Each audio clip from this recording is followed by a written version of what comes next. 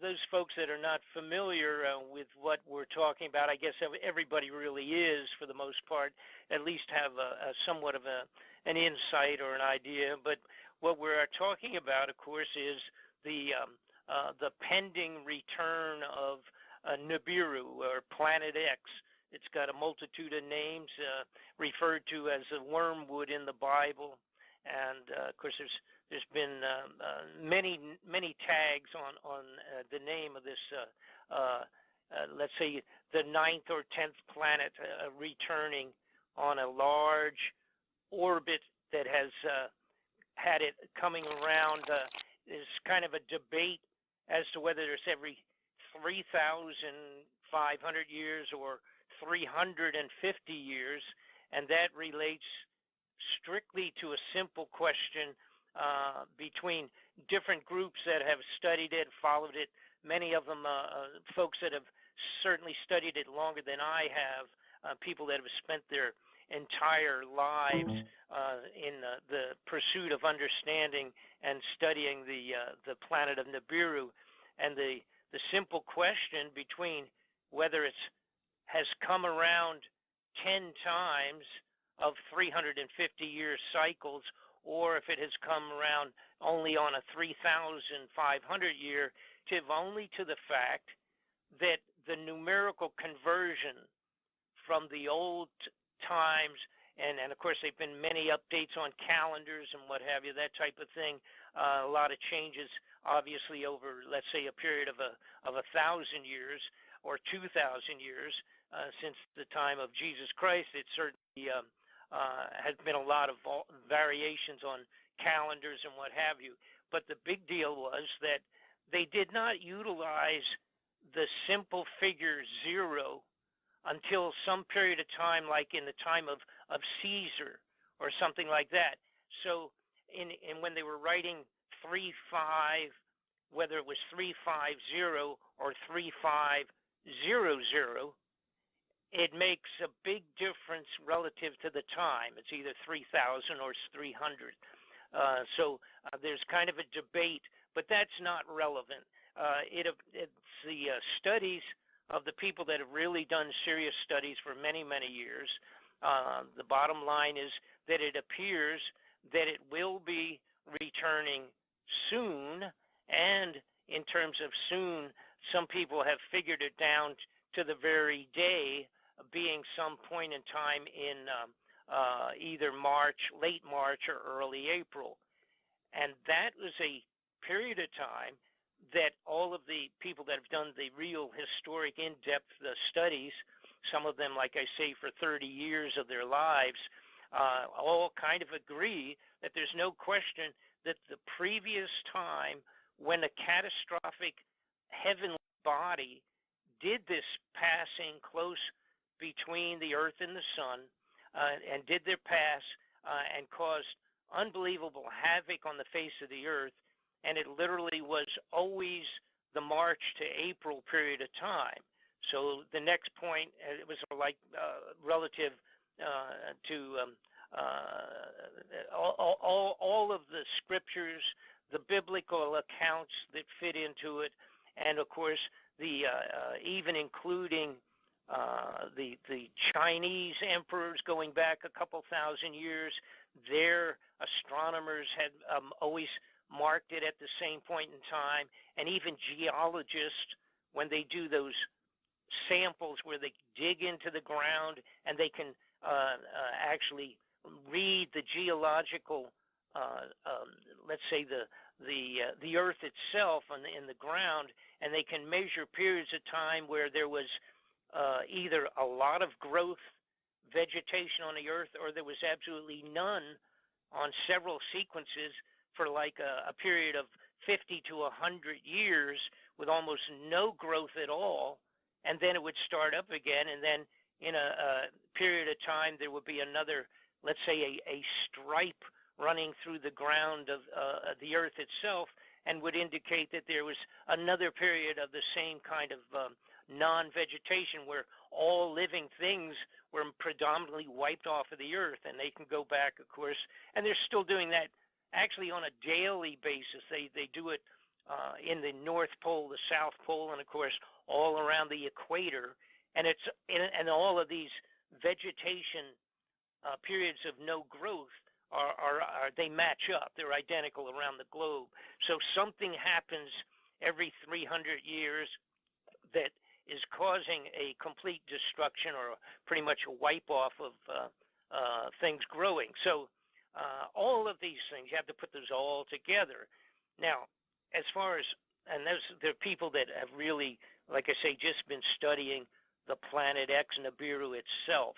And there's a fellow named Gil Broussard who has done a really in-depth, I think, a wonderful investigation on this for many years himself. And you people can look that up on the computer on Gil Broussard, and he has this fantastic group of charts and things of that sort to explain and how it relates to the Christian Bible and the events that have already taken place previously.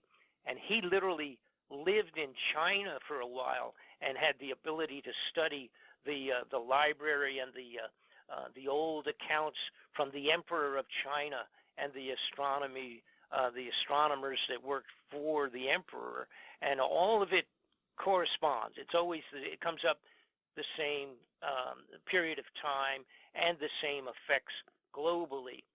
But how I got into it, and I produced this a report, a DVD program, and did it, and actually worked a couple of years on it myself, because I have been, I'm a government whistleblower, if you will, and I have been involved with chasing criminality in the government for many years myself. I've been a federal witness. I've testified before the Senate Intelligence Committees. I worked for at least 5, if not 6 or 7 major government inquiries, working, supplying information for the congressional inquiries, actually several of them that were some of the biggest in the history of our country in the last 50 years, I guess. And so when I started looking at, had someone come to me and said, "Hey, Bob, we're missing billions and billions of dollars out of these different budgets."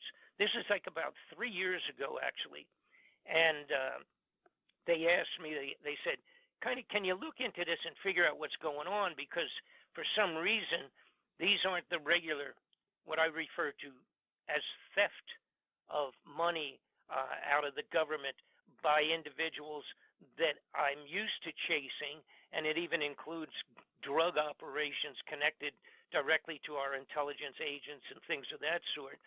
And I had been doing that kind of thing for a long time, but this was big money. It was billions of dollars, even, believe it or not, trillions with a T, vanishing from the different budgets and what have you.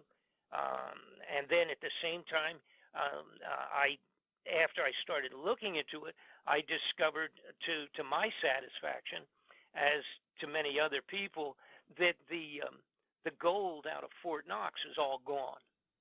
So now we're talking, whatever the amount there is unbelievable. We're talking tons and tons of gold vanished. It's not there anymore. When a couple of years ago, when some of the governments wanted to get some of their gold back out of Fort Knox, they actually were told that they couldn't get it, and they even couldn't get an audit. They couldn't even find out how much of their gold was left.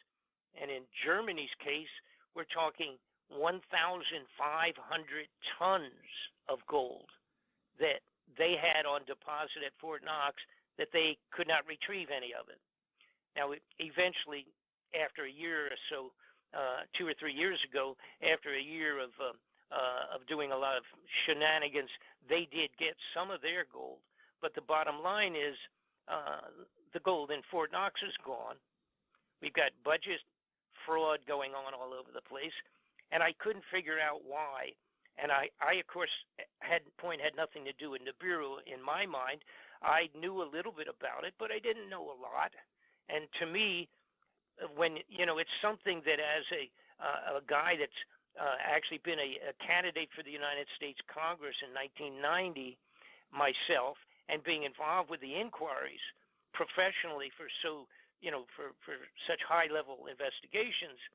I even did an inquiry for Manuel Noriega's lawyers when he was being charged with drug connections into the government. I was hired by them to do a report. The bottom line was that I didn't know anything about NIBIRU, and then somebody came to me and said, well, first off, I'm jumping ahead of myself, and I got to compress all this because I want to answer some update information for you guys. But what happened when I started looking into it, then I discovered, looking into the money, the vanishing of this money, because my problem was, once I realized that this was real, that there was trillions and billions disappeared, okay, going someplace, being stolen, manipulated or moved or something. And, you can't money launder $1 trillion. If you were a big drug smuggler, you have a heck of a time hiding or money laundering $1 trillion, obviously. So I couldn't understand what was happening.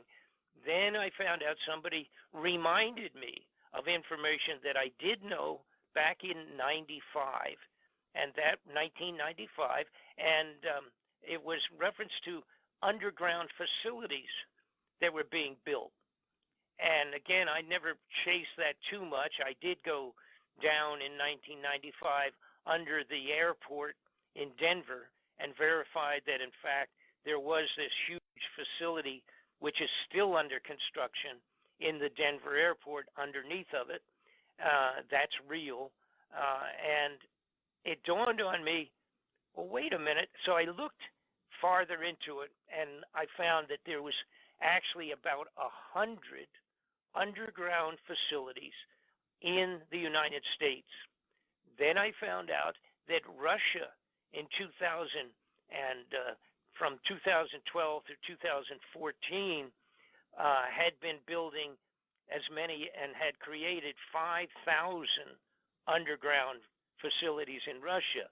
Now in Russia, the facilities, these 5,000 are not all large, gigantic ones like some of the ones are in the United States that can handle 10, 15,000 people underground for a long period of time.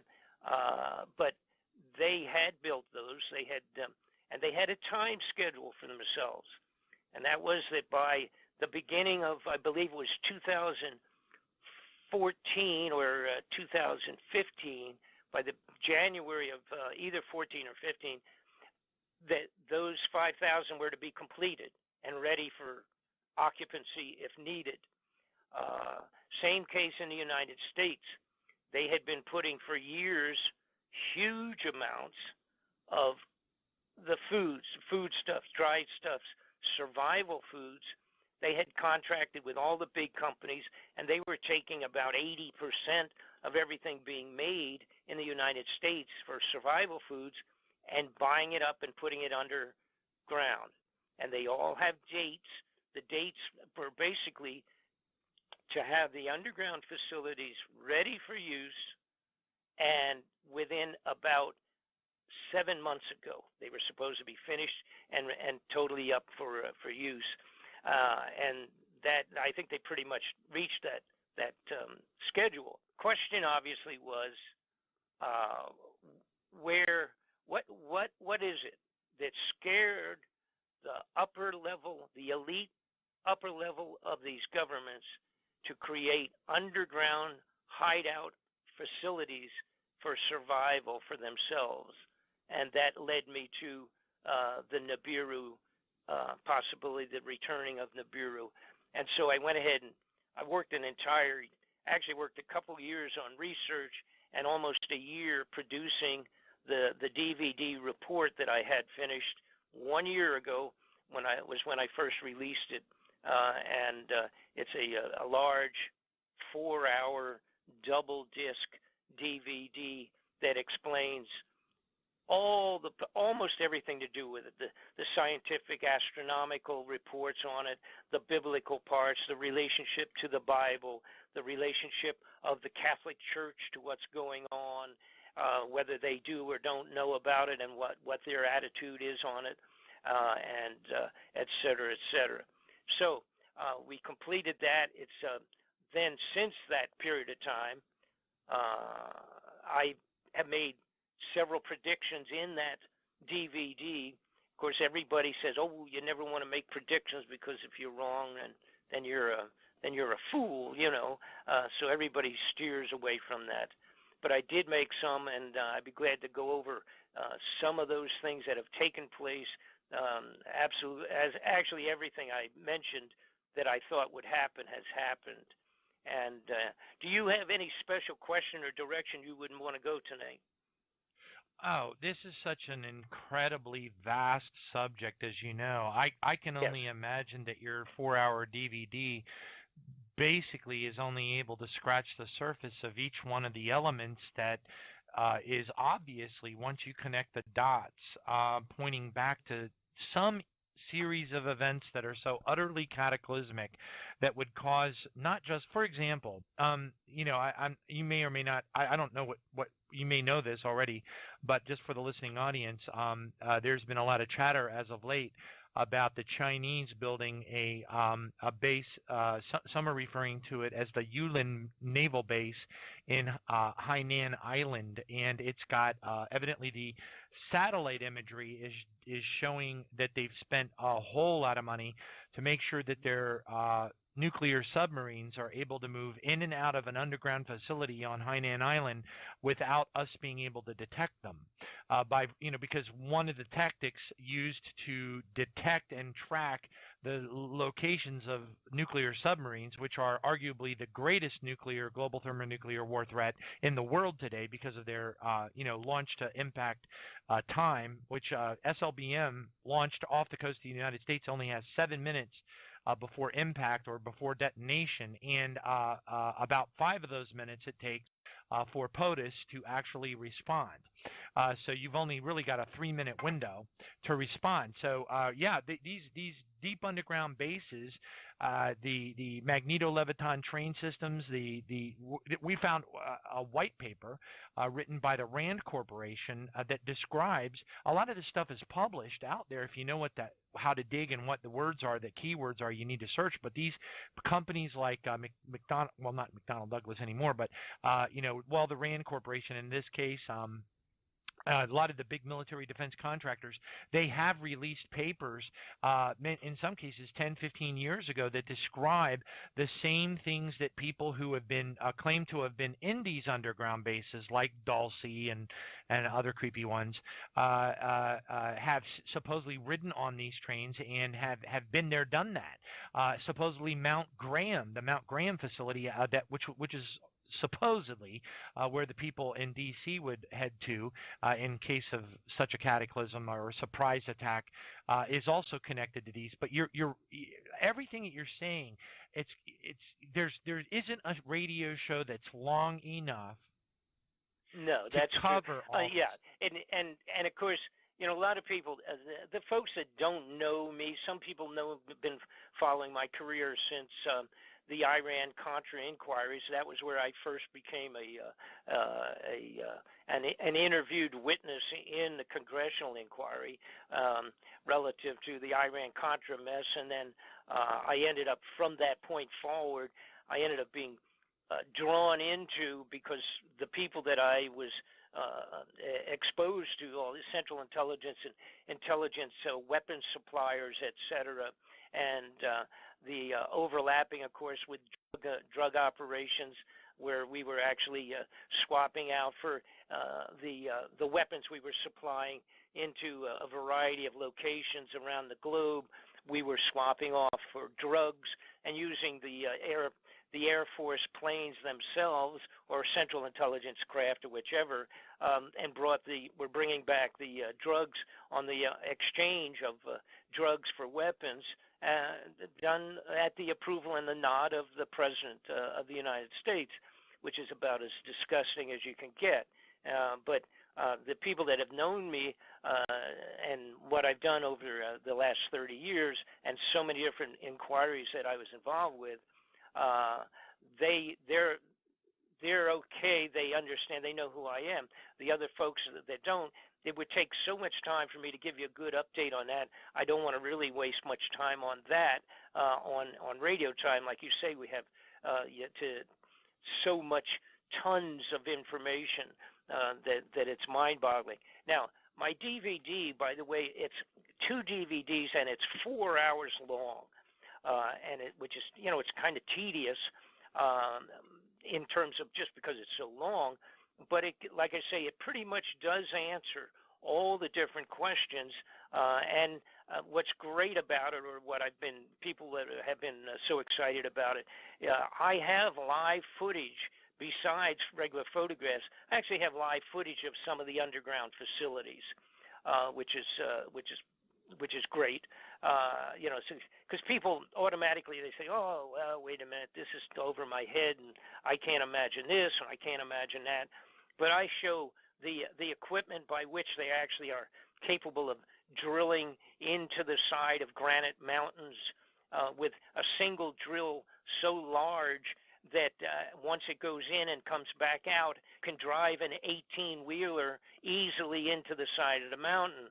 If you go in twice, or if you utilize one of the newer drills, which is so gigantic, if they put 2 of them side by side now, and as a matter of fact, the Chinese have a 3-headed drill, each one of them big enough to drill a hole in a mountain to accommodate a single 40-foot 18-wheeler truck.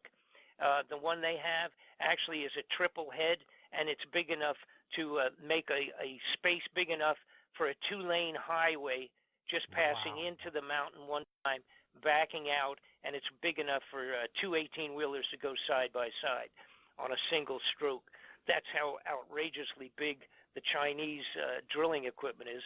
Ours is equally as huge, but I don't believe we have a triple-headed one yet.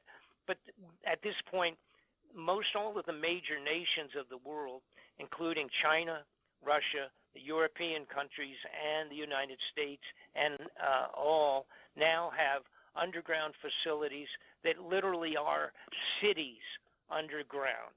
And like I said, here in the United States, we have about 100 of them. They're big enough, and they are connected, like you mentioned, they are connected with mag-levitated trains that we've not even gotten but 1 or 2 in the United States up ground, above ground for civilian use. But they do have them connecting many of the cities' underground operations and connecting with either highways sufficient for 18-wheelers, which, by the way, we have, like I said, the pictures and the actual motion pictures of underground in these facilities, some of them. And they're big enough and where they're totally connected with either maglev trains or 18-wheeler trucks. I've talked with truck drivers that have made deliveries that have gone underground and drive, let's say, go into a location in Arizona and can come up 1,000 miles away in another state underground, never seeing the light of day until they've completed the trip. So it's pretty amazing. And the success of our government in keeping things secret for so many years, it's so profuse and so well done and so deeply ingrained that the things that we have accomplished and what we are really doing, like in outer space and beyond, is so mind-boggling. It's like Star Wars as far as that part of it is concerned. And for the underground facilities, they have filled them with foodstuffs for survival of 10, 15,000 people in some of the locations. Russia's, the biggest one, is 50,000 people can be kept underground and live rather comfortably underground in Russia. The biggest one they have is about 50,000 for 50,000 people. Now, they are still exclusively designed strictly for the elite at the very highest level of the corrupted covert government that's now running the United States and those in Russia and in Red China. It's not obviously enough for everybody, and they could care less. They've taken their money. The money's gone. The gold's gone. We have no cash. That's all. Of course, cash is a joke anyhow. It means nothing. Has no value. And again, I got into trying to figure out what in the world was going on. Why? What would be the one problem that would all of a sudden constitute all of the big shots of the countries of the world to build underground facilities for themselves? And the answer is the return of Planet X or Nibiru. Now, I want to make a point because, matter of fact, let me briefly mention in my DVDs, and again, I originally released this 1 year ago, approximately a year ago. At that time, had worked on it for a couple of years, got it done, put it out, and I said in the DVD, I said, here are things that you can watch that will take place as this thing progressively moves into coming back and heading back into the heart of our solar system. And let me describe it basically to people that have not looked at this or heard of much detail on this. It appears that Nibiru is about 5, could be 6, 7 times the size of Earth in dimension size. The diameter is about 5 times the size of Earth. It has 3 or 4 moons of its own that actually circle it like its own little solar system. And it, of course, drags behind it miles, millions of miles of space junk trailing along with it as it travels on its orbit. And its orbit is large. It's an elliptical orbit that takes it way out to the very edge of what we would refer to as the Oort cloud, which is this gigantic cloud of space junk, for the lack of a better term, that, believe it or not, and those people are not aware of it, it totally encompasses the entire solar system. So our solar system is in the middle. If you drew it like a big target, so to speak, the center of the target, of course, being the sun for us, and then our 9 planets circling it being our solar system. And then in that solar system being put into the middle of the whole of another big donut, if you will, called the Oort cloud, which is all this miscellaneous space junk. And it's kind of like we're in the middle of all of that.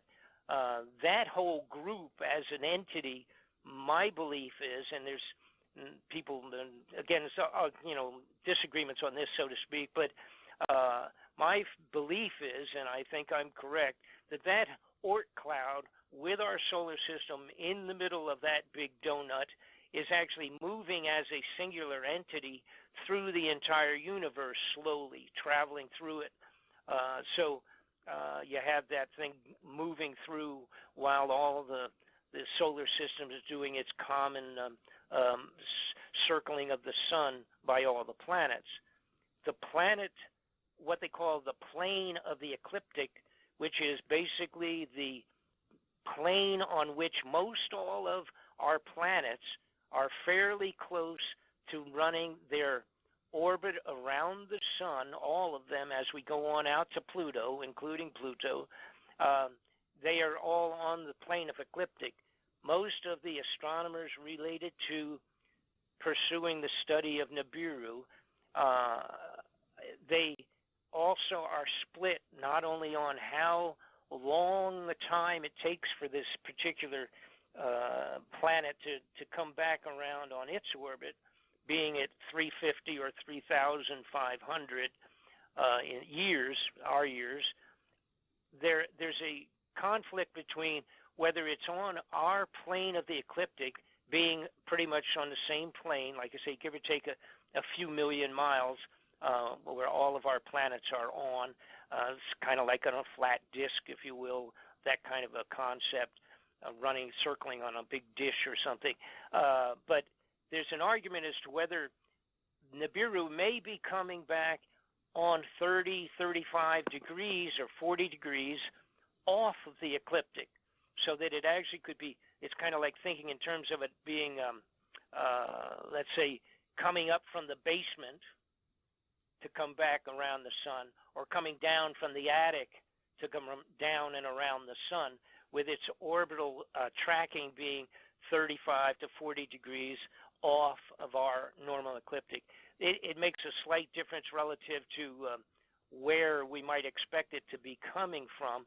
And also, it is an infrared planet. It's a planet that's not seen commonly by the naked eye. It does not have its own light, so until it's close enough coming in where it'll start reflecting the light of our sun, we will not see it. There are, of course, major big infrared telescopes that are capable of seeing this, but number one, they're owned and operated by the government that's not going to say anything about it, or number two, some of them are out so far, the planet's out so far, that we would have to put those telescopes out on huge extended satellite orbits or out in space on. So for the last 25 years, we've not been able to do that until fairly recent.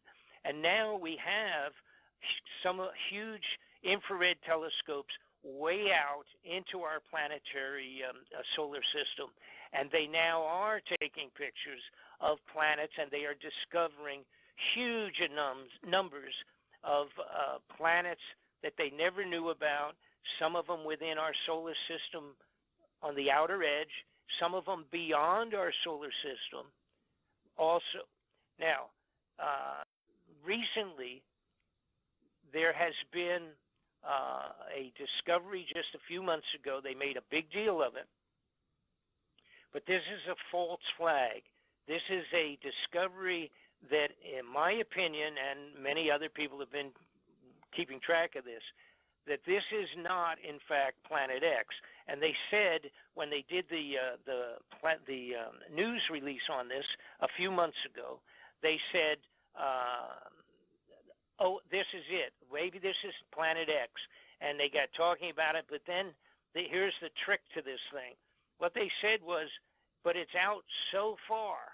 Now, they said the size appears to be about what it would be, and it looks like there's other stuff circling it, and it's affecting other planets and things of that sort, or other heavenly bodies, anyhow.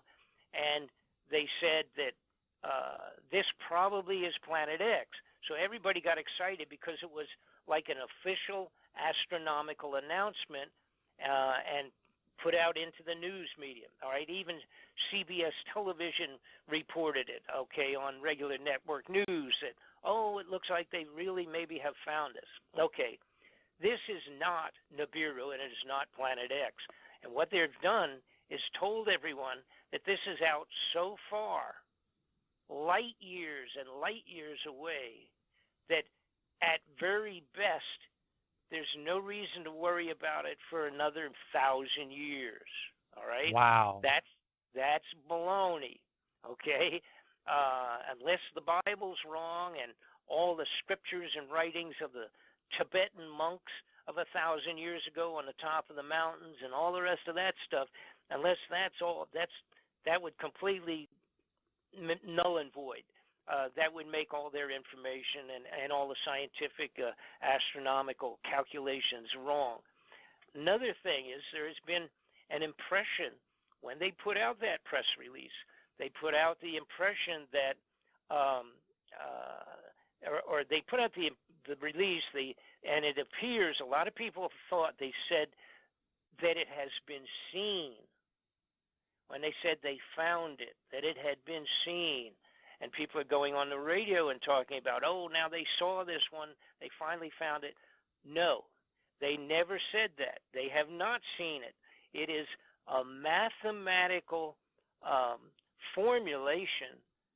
By watching other things moving around, they are assuming that this thing is there, and they are assuming that it's this certain size in order to do the effects on other heavenly bodies, and they are assuming A, B, and C. They have not seen or photographed this thing at all. All right? So, again, it's strictly a false flag press release by a pretty well-known astronomer group, and it's to misdirect people. The big thing of the elitists who have built these underground facilities for themselves, they have full intention of never announcing that this thing is positively coming back, and therefore you could start analyzing a specific time for its arrival. All right? They're not going to ever announce that. They cannot announce it to the world, to the people of the globe, the average guy on the face of the earth, because it will, as soon as they announce that this is a reality and it's going to come back, and it will cause the flooding like Noah's floods on the face of the earth. It will take out every satellite before it gets here. Its external effects with gravitational and electronic, just the static effect of this thing coming through. It will take out all of our satellites, all of our signals of satellites. So all that'll be down.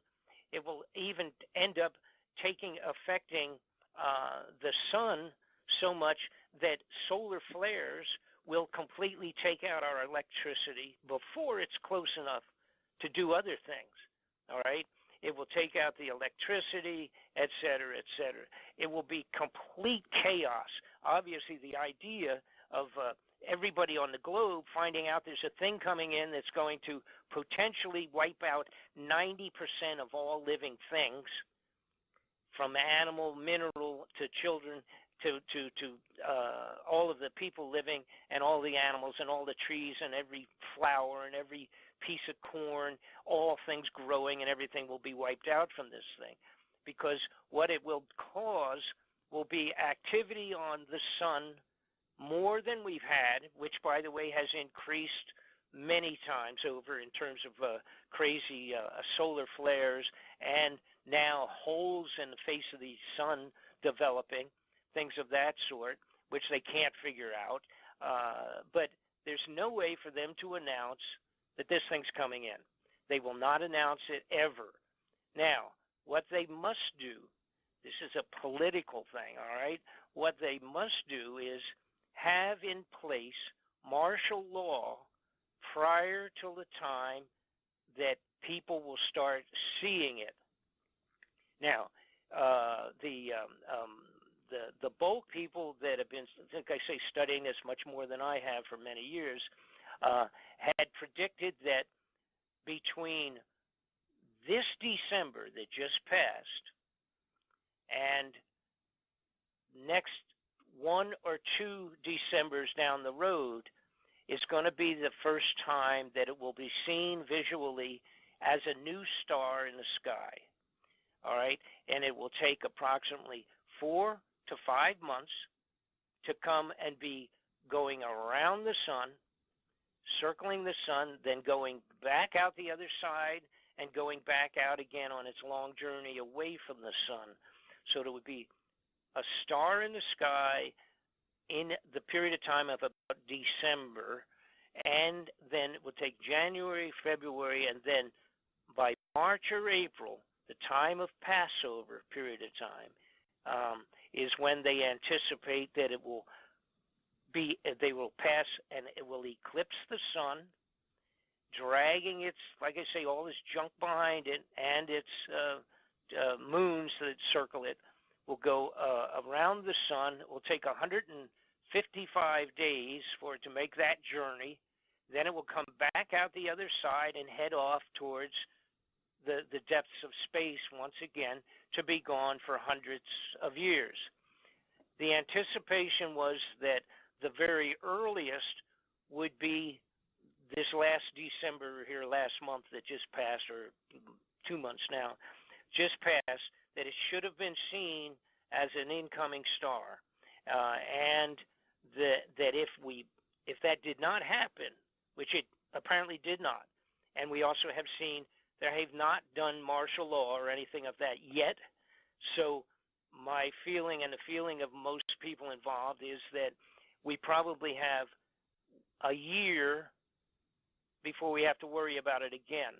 But the next potential likelihood would be, since it didn't take place this month, last month, is that next December coming, the December of this year, 2016, it should be seen and should pass on March and April of 2017. So we probably have a year breather, so to speak. All right.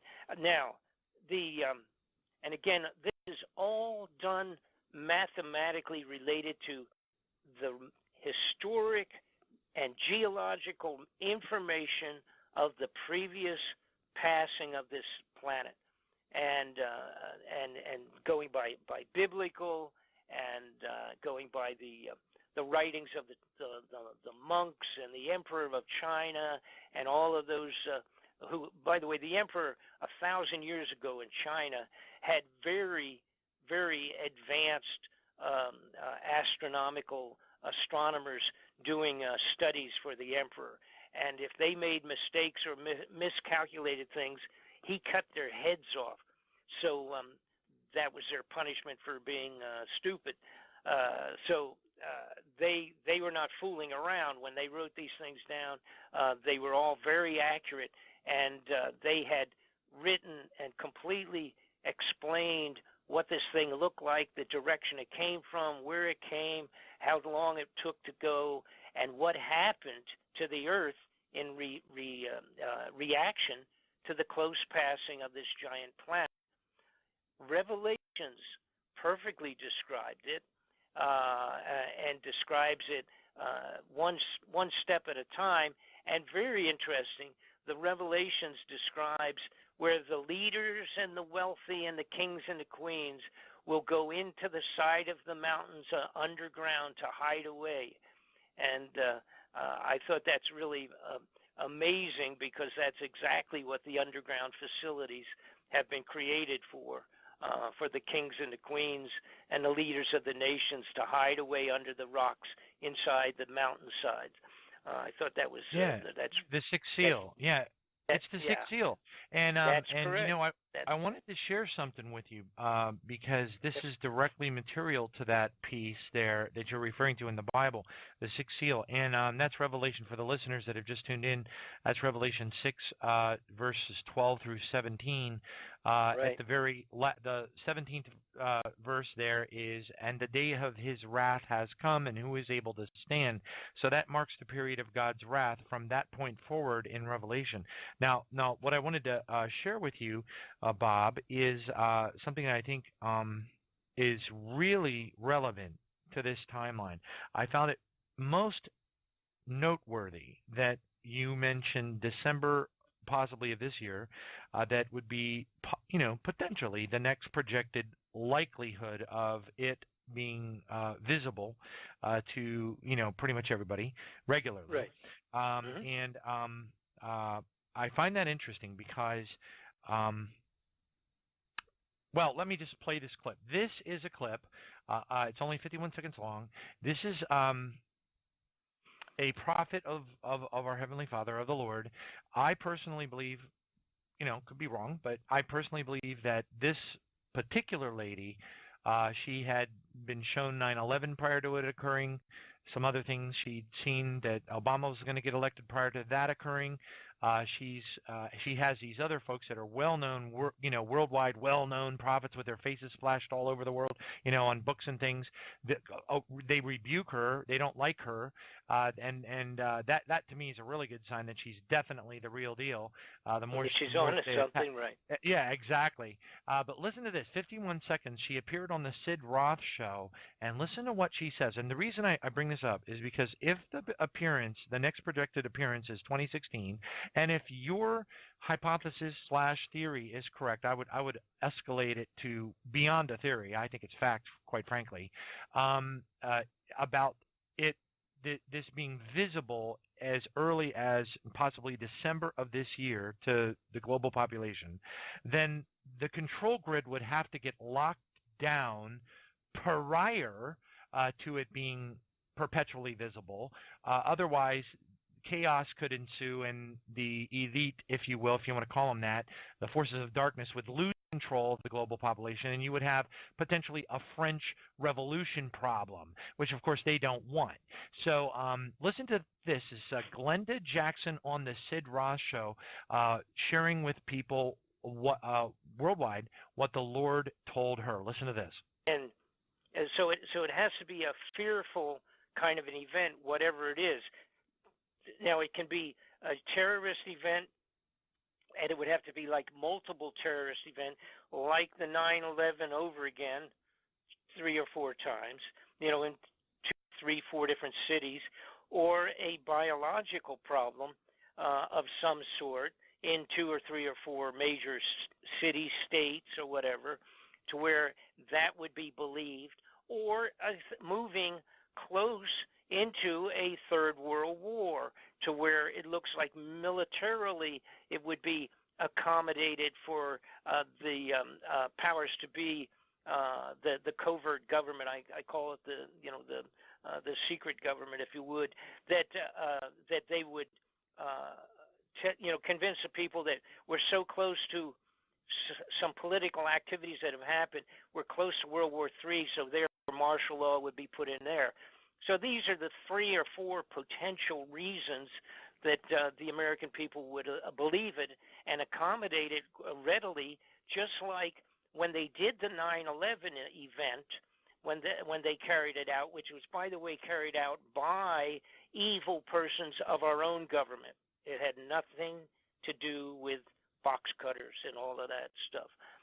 It was carried out by us, people, bad people in our own government, from the president down at that time.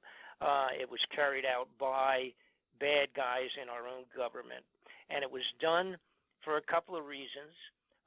One, the primary reason being, of course, to bring in the Homeland Security.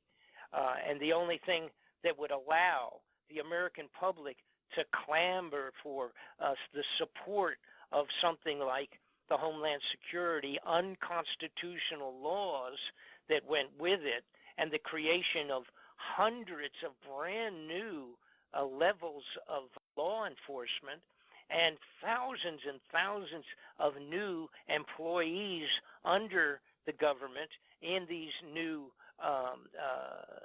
governmental policing agencies.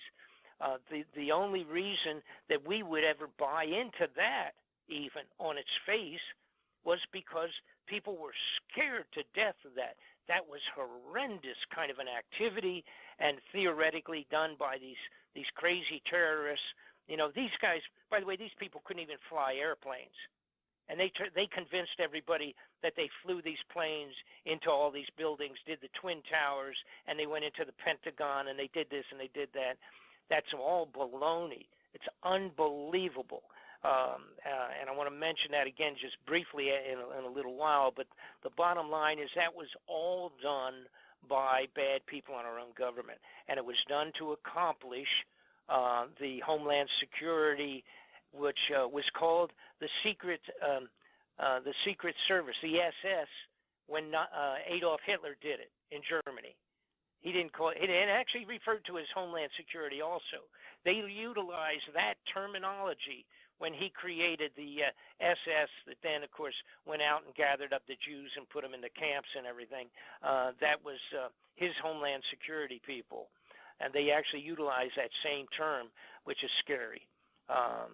Whatever. But and what's also scary is that the grandfather of the entire Bush family was partners with another fella here, Harriman, the Harriman family, and Bush, and they supplied financing for the Nazis up until the time that they were literally shut down as a banking entity and put out of business by the FBI for supplying money to the Nazis, and that was George Bush family grandfather. If that don't turn your stomach, people don't even know about that. You look that up, and that'll really upset you. And the idea of putting another Bush in there, of course, that's not going to happen now anyhow. But the idea of having another Bush in there, you might as well dig up Adolf Hitler and put him in. But that's how close they were, literally. The Bush family's banking system with Averell Harriman back in the 30s and into the 40s, they were still supplying during the war money and financial support to Adolf Hitler. Period. Anyhow, that's a separate outrageous story. But to get back to the NIBIRU thing, I indicated in the DVD. By the way, people who want to get the DVD, it's still available on my website. It's BobFletcherInvestigations.com. BobFletcherInvestigations.com on your computer. You can get a copy. Or if you want to write me, everybody grab up a pencil, and in a couple of minutes I'll give you my mailing address. A lot of folks want to get a list of my investigations that are available, et cetera, including the drug operations that I had testified on relative to government drug operations, and also Sonny Bono's murder. I was literally working with Sonny the year that they killed him. He was murdered on the ski slopes to stop a major congressional investigation that I had supplied a bulk of the information on. Sonny was going to start it in 2 weeks in January, and he was killed 1 week before that was going to begin over the Christmas holidays. And I had been hit, as a matter of fact, 6 months earlier myself, and permanently crippled me. But they killed Sonny completely, put him out of business. That was the end of it. Sonny had called me. His offices had contacted me in Los Angeles, where I was living at the time. They called me in December, and they said, Bob, we're ready to go with the thing. We've been working on it for 8 months. You get ready to come into Washington. And I said, I'm absolutely ready to do it. And I was all excited. 10 days after that phone call, they murdered Sonny Bono, and he was killed up on the top of the ski slopes. They told everybody he ran into a tree. Now, let me get back to the NIBIRU situation. All right, I had on the DVD. I said one thing that's going to start happening is that it's going to affect the sun, and it's going to start having more activity, which has happened. It will. I said it's very specifically going to affect our weather, which is never going to be the same again. Now, I put this in my DVD, which was released 1 year ago. I was predicting for this last year, 2015, relative to what was going to happen. And I said the storms are going to be the biggest that we've had. They're going to be record-breaking. I said that we are going to have an increase in earthquakes, which has happened. I said that the volcanic activity is going to be increasing. And literally, as we speak today, there is a minimum of 40 to 45 volcanoes blowing their tops as we speak. And they don't report much of this stuff. You know, you get little blurps about it every once in a while. There are volcanic activities around the globe like we haven't had in 100 years. And I specifically said that will happen. I also said at that time, unbeknownst to many people, only because they don't study it, they don't keep track of it, I said that the entire planetary system of our solar system had already started to be affected. And I said it will increase over 2015 and, of course, now into 2016, that the planetary structure, all the planets, will be getting affected by NIBIRU as it comes back like a bowling ball hitting the bowling pins out in the far reaches of space, or the far reaches of our solar system anyhow. And as that activity takes place, it's going to kick up meteors. We're going to have more meteors and more comets, that type of thing coming in, meteorites. That all has happened also over this last year so far. It increasing, still happening today as we speak. The volcanic activity is getting crazy. The weather, I don't have to say anything about that because that's something you can just look at, all right? And it has happened. We have broken records on every part of the globe relative to weather, whether it's storms, hurricanes, tornadoes. We have tropical storms starting up now, even on like the West Coast in funny places where they're not supposed to, because that's not the tropics. What's happening, like off of the coast of Oregon, there is a volcano that's been blowing up for quite a while under the water. It's heating the ocean. It is causing warm air off of Oregon's coast, which is causing storms. And the weather people, you know, they either just don't know what's going on or they're intentionally misleading. But they're funny. They say, well, they got this blob. They refer to it as a blob, which I thought was not very scientific. This heated blob out there for some reason, causing strange windstorms and activity off of the West Coast, like a tropical zone, causes hurricanes, etc. This blob is it's mostly just from this one real good size volcanic activity. It's also what's causing the fish to go in different places and different changes and going different areas, like the whales and sharks. And sharks have been attacking people the last year more than ever. It's because their feeding areas have been disrupted by underground volcanic, or under the ground, under the ocean, volcanic activities. It's screwing up the fish normal habitat, changing it. They're going in different places, and now they're biting people in half. They had this tremendous increase in shark attacks for last year, 2015. All of the weather and all of the storms and all of these extraordinary events are going to continue. They're not going to change. They're not going to get back to a normal, structured currents of wind and heat and freezing and cold. That's not going to come back.